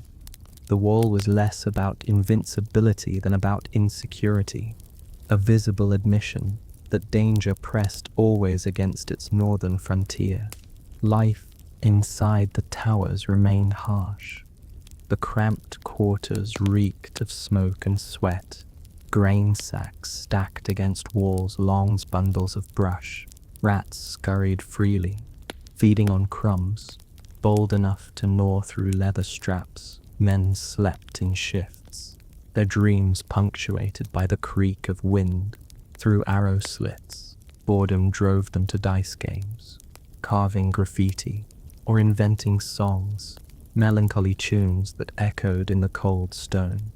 Some etched poems into walls, fragments of longing for distant homes. Others scratched prayers, hoping divine eyes might relieve their own. The monotony was broken only by drills and sudden alarms. Commanders insisted on regular practice, forcing men to light signals, ready weapons, and march along the walls even when no enemy appeared. Complaints were muttered, but obedience was enforced. Soldiers feared their superiors almost as much as they feared the horizon, knowing that negligence could bring punishment as sharp as an enemy's blade. The towers bred not heroism but discipline, weary and unyielding. To those who lived in villages below, the towers were ambiguous presences. They offered protection, yes, but they also represented burden. Supplies had to be delivered, taxes raised to keep soldiers fed, and sometimes villagers themselves were pressed into repair work. Yet, when raiders appeared, villagers looked to the towers for salvation, hoping the fires would summon help before homes were burned. Fear and resentment coexisted, as much a part of frontier life as the wind itself. Over centuries, some towers became layered with history. New dynasties patched them, added bricks with fresh stamps, or abandoned them altogether. A tower might hold Ming bricks atop Yuan foundations, its walls telling a story of repeated attempts to tame the same frontier. To climb such a tower was to stand among layers of memory, eras of vigilance stacked like the stones beneath one's feet. Now, centuries later, the towers stand hollow, roofs gone, floors collapsed. Their arrow slits gape like blind eyes, yet the silence they hold feels thick, as though the muttered songs, the hurried alarms, the crackling beacons still cling to their walls. They remain watchful, even without watchers, their presence on ridges and plains, reminding all who see them that empires once feared the horizon enough to raise these silent guardians. Sliding further along the crumbling ridges, the watchtowers begin to take on the air of monuments to anxiety, rather than fortresses of triumph. They are, after all, not temples, not palaces, not monuments built to celebrate victories. They were built to prevent disasters, to anticipate them, to live in a state of readiness that was rarely rewarded with glory. The soldiers inside these towers did not expect triumphal parades when their shifts ended. Their best outcome was nothing happening at all. That peculiar emptiness defined frontier life. The very purpose of the towers, to see danger before it arrived, meant that endless days could pass without incident. The soldiers' greatest success was invisibility, their triumph measured in silence. A month without an alarm meant they had done their duty, but it also meant monotony, an erosion of spirit by the sheer weight of waiting. Few men sang songs about boredom, yet boredom was the truest soundtrack of the war. And yet, when alarms came, they shattered the quiet brutally. Imagine a soldier who had stared at horizon lines for weeks, his eyes dulled by dust and fatigue, suddenly spotting a plume of dust or a flicker of movement. Bites the brushwood, smoke climbs skyward, torches are raised at dusk, and suddenly the tower is no longer a lonely box of stone, but the spark that ignites an empire's nervous system. Fires leap tower to tower, beacons answering across valleys, urgency racing through the darkness faster than hoofbeats. For a few moments, the soldier's world expands. He is no longer isolated but connected, his small act of vigilance amplified into a chain of empire-wide consequence. The architecture of these towers reinforced both their utility and their confinement. Thick walls kept out arrows and wind, but they also kept in dampness and smoke. Floors of packed earth absorbed every spill, every grain dropped, every footprint pressed into them. Narrow stairways forced men to climb single file, their heads ducking in passageways, designed for defense rather than comfort. At the top, platforms exposed them to wind, so constant it must have felt like a second skin. To serve in a tower was to live in a place built less for humans than for endurance. The men themselves became as weathered as the bricks around them. Records speak of soldiers serving years in frontier posts, their health eroded by exposure, their morale sagging under endless duty. Some deserted, slipping into villages, abandoning their posts to vanish into anonymity. Others turned bitter, their graffiti carved into walls mocking commanders, or lamenting their fate. The towers absorbed those complaints silently, their stones still carrying faint marks of frustration centuries later. Yet it would be a mistake to see the towers only as prisons. For many, there were also communities, however small. Bonds formed in hardship, forged in shared meals of millet or beans, in shared curses hurled at storms or superior officers. Men joked, sang, told stories of their homes, and sometimes even raised small gardens in patches of soil near the towers. Life was hard, but it was still life, and human resilience carved small comforts from stone monotony. The towers also became places of superstition. Soldiers hung charms above doorways, buried talismans in corners, scratched prayers into walls. Some left offerings at the bases of towers before going on patrols, seeking protection from spirits of the land. The wall was massive, the empire vast, but a single man's fate felt fragile. Superstition filled the gaps that stone and smoke could not. Seen from a distance, the towers projected confidence. They made the wall look unbroken, vigilant, alive. But from within they revealed fragility. Soldiers tired, signals easily disrupted, supplies thin. The empire's strength was less solid than it appeared, its grand walls stitched together by men living in poverty, monotony, and fear. The watchtowers embodied both faces at once, symbols of empire to outsiders, reminders of vulnerability to those within. Today, standing in one of these ruins, the silence feels heavy. The arrow slits frame horizons once watched with dread, now peaceful in their emptiness. The walls, crumbling, still carry fingerprints of men long gone, men who lit fires, sang songs, and scratched graffiti. The towers no longer signal alarms, but their silence still communicates of endurance, of fragility, of an empire's restless attempt to guard against uncertainty. Sliding deeper into the long rhythm of empire, the watchtowers reveal themselves as both instruments of survival and reminders of futility. No matter how high the wall climbed, no matter how far the towers stretched, the frontier was never truly tamed. The grasslands beyond remained open, vast, and indifferent, and the nomadic riders who crossed them did not respect stone. The towers were the empire's answer to a problem it could not solve. How to sleep at night, knowing the horizon could never be sealed. Soldiers stationed in towers lived at the edge of this paradox. They were sent to guard a boundary that was porous by nature, to watch for movements that could vanish as quickly as they appeared. Raiders on horseback were not armies marching in neat lines.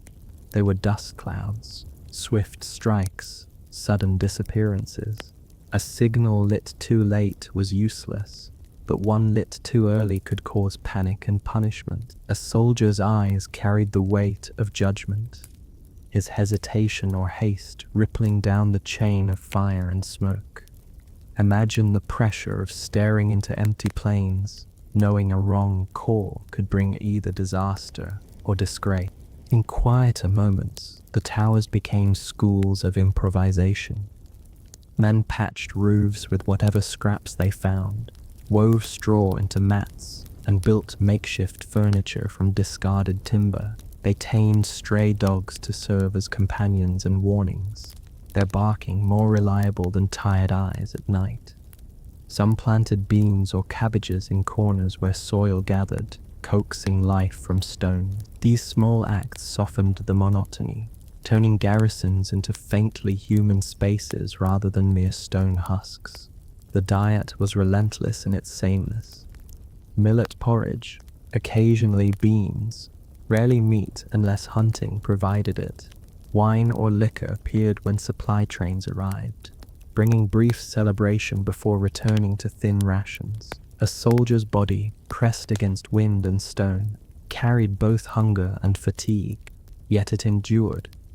The towers demanded endurance more than valor, persistence more than glory. Discipline was constant, enforced by inspections. Commanders rode the wall, checking supplies, drilling signals, ensuring men did not slip into negligence. Punishments for failure could be severe, ranging from beatings to dismissal, sometimes worse.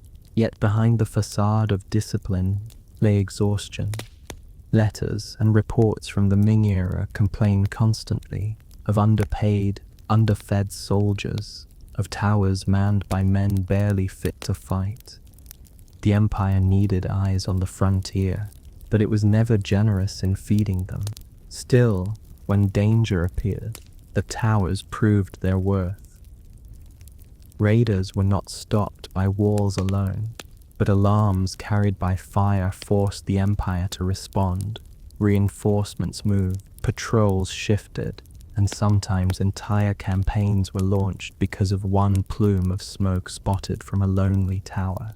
In that sense, the towers were both small and vast, tiny structures that could ripple into movements of armies. Their silence was deceptive. They could, in a single flare, awaken an empire, but the cost was high. Many towers fell before help arrived. Raiders struck swiftly, cutting down garrisons, burning supplies, and vanishing before reinforcements approached. For those trapped inside, the tower became tomb as often as refuge. Some ruins today still carry scorch marks, reminders of sieges that ended in flames. The towers endured, but the men inside often did not. To stand in one now, centuries later, is to feel that tension. The silence is deep, but it does not feel empty. The arrow slits still frame horizons. The stairways still lead upward to platforms exposed to wind, and the stones still hold the weight of footsteps long gone. They were built to be watchful, and even in ruin they still watch. The watchtowers were, in the end, symbols of empire's restless vigilance. They did not end raids, they did not secure eternal peace, but they bought time, delayed disaster, and gave the illusion of control. And perhaps that illusion was as valuable as the function itself, for to see the fires lit across the hills was to believe the empire was alert, that it was not blind to the dangers pressing in. And so the towers endured, practical, harsh, haunted. They were guardians of the frontier, not because they guaranteed safety, but because they embodied the act of guarding itself, endless, repetitive, and never complete. Sliding onward along the worn line of stone, the towers take on another dimension.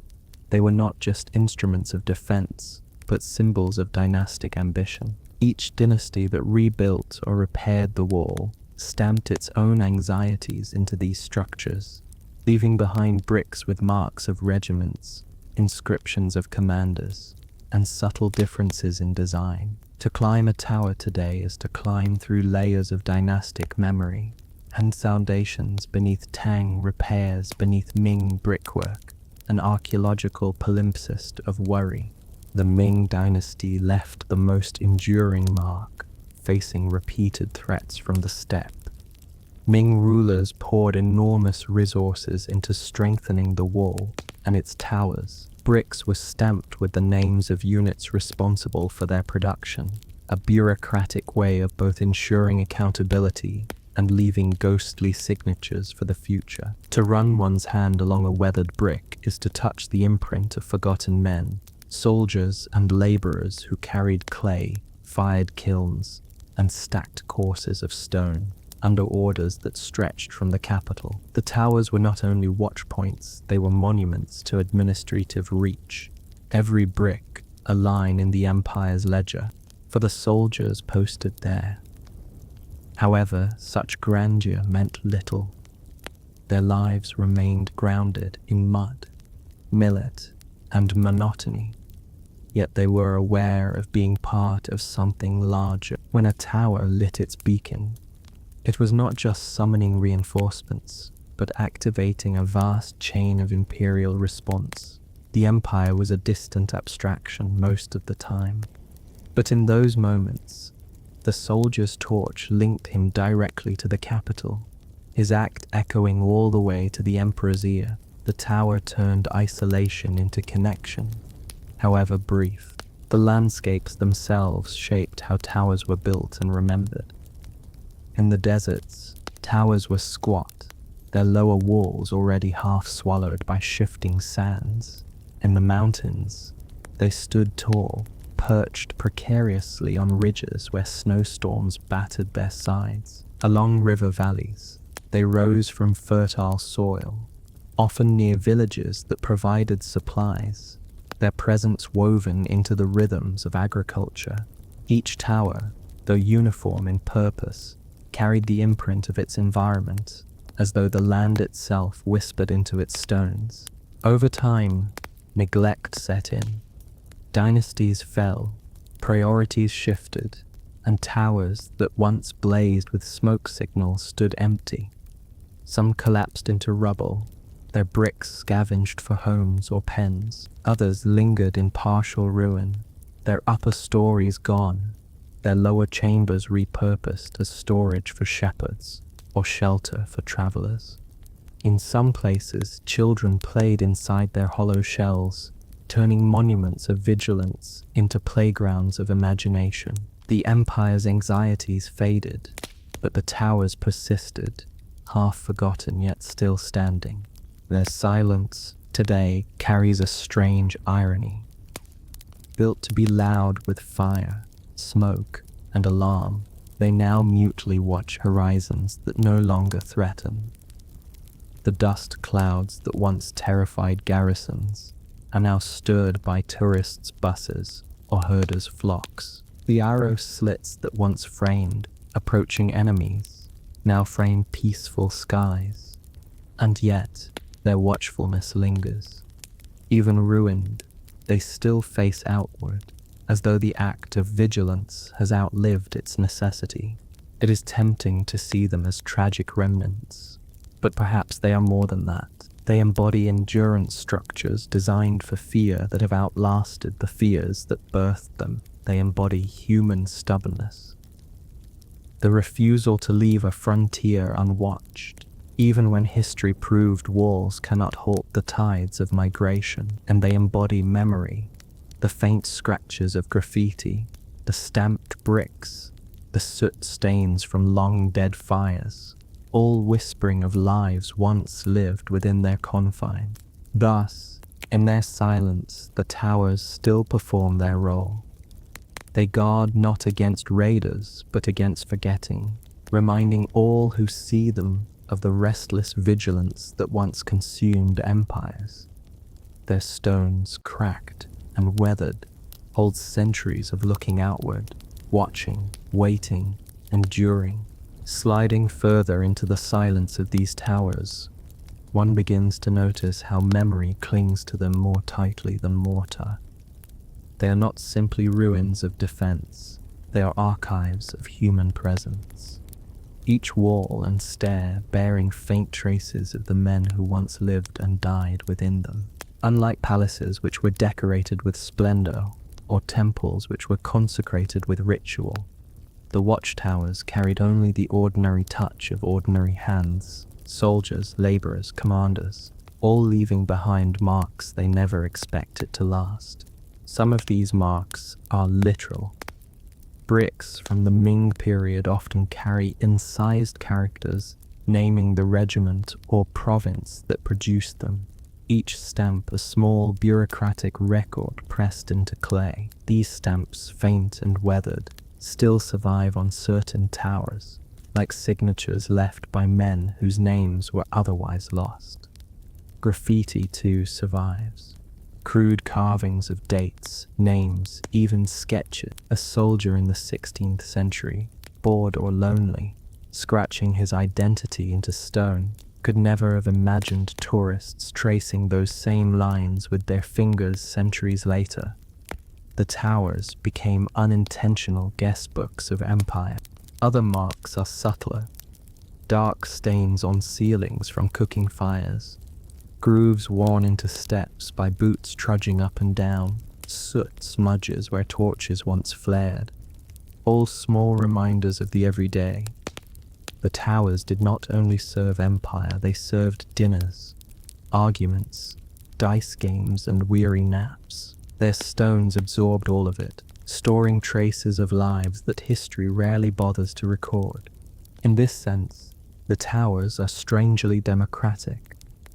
Unlike palaces or temples, which reflect only the grandeur of rulers or the devotion of elites, the watchtowers tell the story of common soldiers, anonymous men who spent their lives in vigilance. The empire may have commanded their labor, but the towers preserve their presence.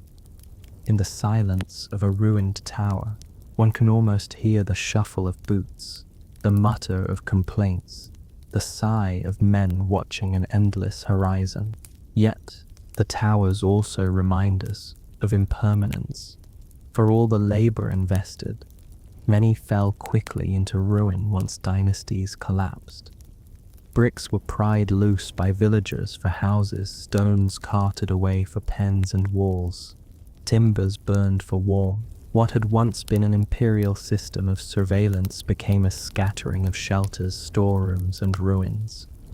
The towers were both durable and disposable, built to last centuries, yet abandoned as soon as their purpose evaporated, and still they stand. Not all, of course.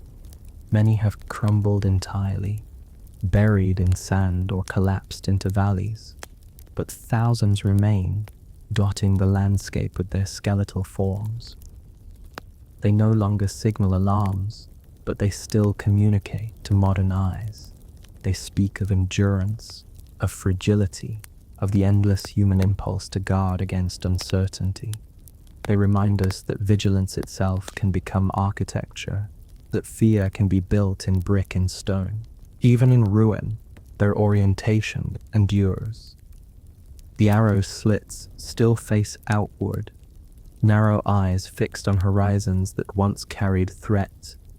The platforms still rise above surrounding land, commanding views of valleys and ridges. To stand in one is to adopt the posture of vigilance, to see the world as soldiers once saw it, an expanse of possibility and danger. The towers have lost their voices, but not their gaze. Perhaps that is their most haunting quality. Their silence does not feel like absence, but like restraint, as if they are still holding watch, waiting for signals that will never come, guarding a frontier that no longer needs guarding. They are obsolete, but they refuse to admit it. Their stones continue to perform the role given to them. centuries after the empire that built them has dissolved. And so the watchtowers of the Great Wall linger as guardians, not of borders, but of memory. They do not protect an empire anymore, but they protect the story of what it meant to try, to build, to fear, and to endure. Their silence is not emptiness. It is testimony, spoken without words, carried in stone, still watch. And so the watchtowers linger, scattered like weathered punctuation across the long line of the Great Wall. Their stones have lost their roofs, their stairways crumble into heaps, their arrow slits gape like tired eyes. But they remain, they no longer signal raids, no longer light the sky with plumes of smoke or flame. Yet their silence carries a weight as heavy as their past alarms. To stand inside one today is to feel time layered in dust. The floor crunches with fragments of brick. The walls are tattooed with graffiti from centuries of hands. And the view from the top frames horizons that once seemed threatening, but now lie peaceful. Tourists take photographs. Shepherds graze animals nearby, and wind whistles through openings that once channeled vigilance. The towers have traded their role as guardians of empire for that of monuments to memory. They remind us that empires build not only for glory, but for fear. Palaces speak of triumph, temples of devotion, but the watchtowers speak of anxiety, an empire that could not rest, that built eyes along its skin to stare outward forever. They whisper of monotony, too, of soldiers pacing narrow rooms, muttering into the dark, waiting for signals that might never come. And they murmur of futility, for walls cannot stop the tides of migration, nor can smoke signals silence the steppe. Yet, they also embody endurance. Long after dynasties crumbled, after capitals shifted and empires dissolved, the towers still stand. Their purpose has evaporated, but their presence persists. They no longer connect soldiers in a chain of vigilance, but they connect centuries in a chain of memory. They remind us that human attempts to control the uncontrollable leave traces, and that even structures born of fear can outlast the fears themselves. The watchtowers of the Great Wall are silent now, but silence is not absence. It is testimony. In their mute stones, one can still sense the echoes of firewood crackling, soldiers coughing in smoke, hooves drumming across distant plains, and the anxious breath of an empire staring outward into uncertainty. They remain guardians, not of borders, but of memory, standing watch, not over raiders, but over history itself. May this story settle in your heart like a whisper, and may your dreams be calm and kind. Good night.